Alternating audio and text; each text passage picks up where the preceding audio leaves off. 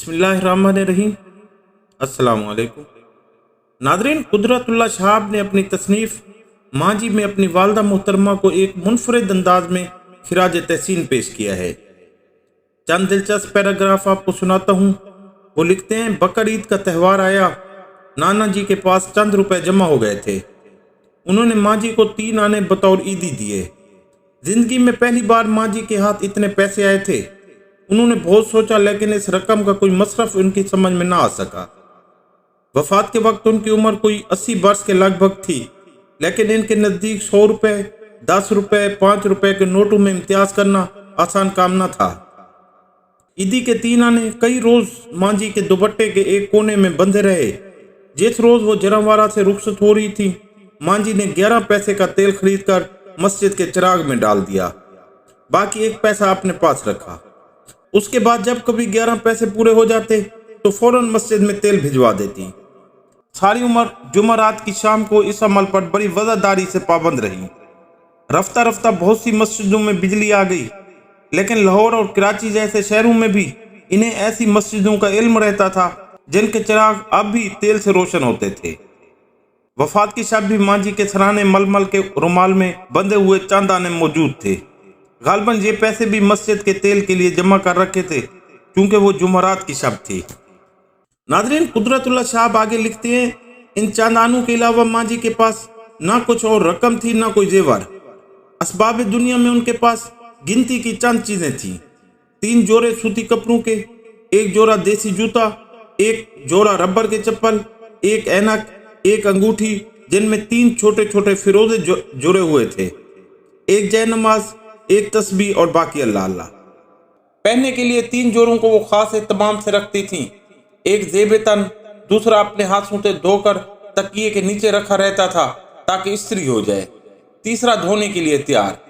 इनके अलावा अगर चौथा कपड़ा इनके पास आता था तो वो चुपके से 1 जोड़ा किसी को दे देती थी। इसी वजह से सारी उम्र इन्हें सूटकेस रखने की हाजत महसूस न हुई।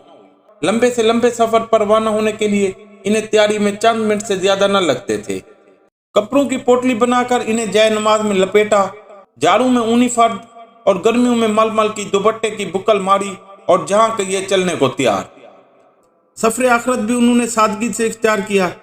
मैले कपड़े अपने हाथों से धोकर तकिए के नीचे रखे, नहा धोकर बाल सुखाए और चंद ही मिनटों में जिंदगी के सबसे लंबे सफर पर रवाना हो गई। जिस खामोशी से दुनिया में रहती थी, उसी खामोशी से उकबा को सुधार गई। गालबन वो इसी मौका के लिए अक्सर ये दुआ मांगा करती थी कि अल्लाह हाथ चलते चलाते उठा ले, अल्लाह कभी किसी का मुताज ना करे। खाने में वो कपड़े लत्ते से भी ज्यादा सादा और गरीब मिजाज थी। इनकी मरगूब तरीन ग़िज़ा मकई की रोटी धनिए पुदीने की चटनी के साथ थी। बाकी चीजें खुशी से तो खा लेती थी, लेकिन शौक से नहीं। तकरीबन हर नवाले पल अल्लाह का शुक्र अदा करती थी। फलों में कभी बहुत ही मजबूर किया जाए तो कभी कभार केले की फरमाइश करती थी। अलबत्ता नाश्ते में चाय 2 प्याले और तीसरे पहर सादा चाय का 1 प्याला जरूर पीती थी। अक्सर और बेशतर दोपहर का, शाद और नादिर रात का। गर्मियों में अमूमन मक्खन निकाली हुई पतली नमकीन लस्सी के साथ 1 आध सादा चपाती उनकी महबूब खुराक थी। मांझी रेल के 3rd क्लास डब्बे में बहुत खुश रहती थी। हम सफर औरतों और बच्चों से फौरन घुल मिल जाती थी। सफर की थकान और रास्ते की गर्दो गुबार का उन पर कोई असर न होता था। इसके बरक्स ऊंचे दर्जों में बेजार हो जाती। 1-2 बार जब इन्हें मजबूरन एयर कंडीशन डब्बे में सफर करना पड़ा तो वो थक कर चूर हो गई और सारा वक्त कैद की सोबत की तरह इन पर गिरा गुजरा। जिन दिनों मांझी की मंगनी की फिक्र हो रही थी, इन्हीं दिनों अब्दुल्ला साहब भी छुट्टी पर गांव आए हुए थे। किस्मत में दोनों का संजोग लिखा हुआ था।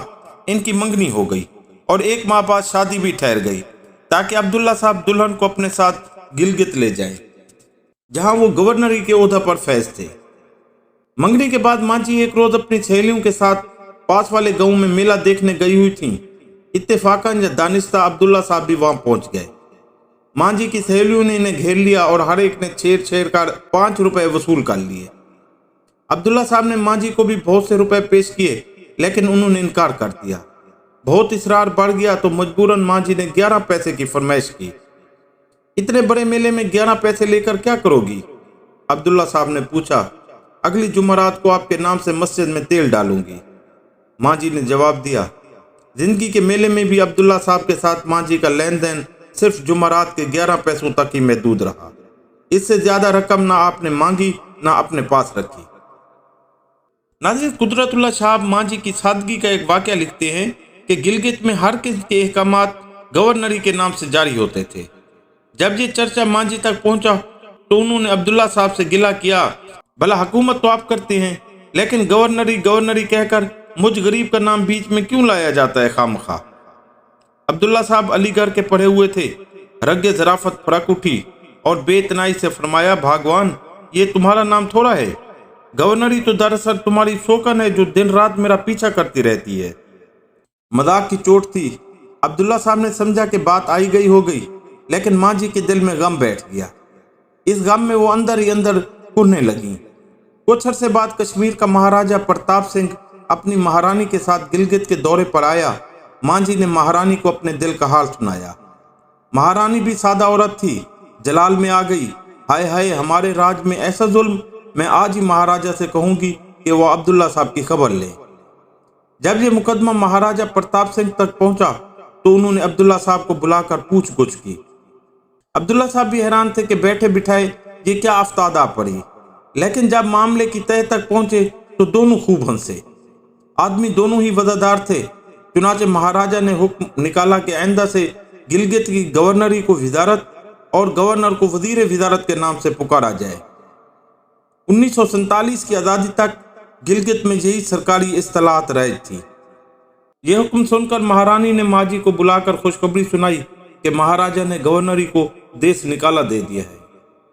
कुदरतुल्लाह साहब लिखते हैं कि मांझी का नाम आता है तो बेइख्तियार रोने को जी चाहता है, लेकिन अगर रो दिया जाए तो डर लगता है कि उनकी रूह को तकलीफ ना पहुंचे।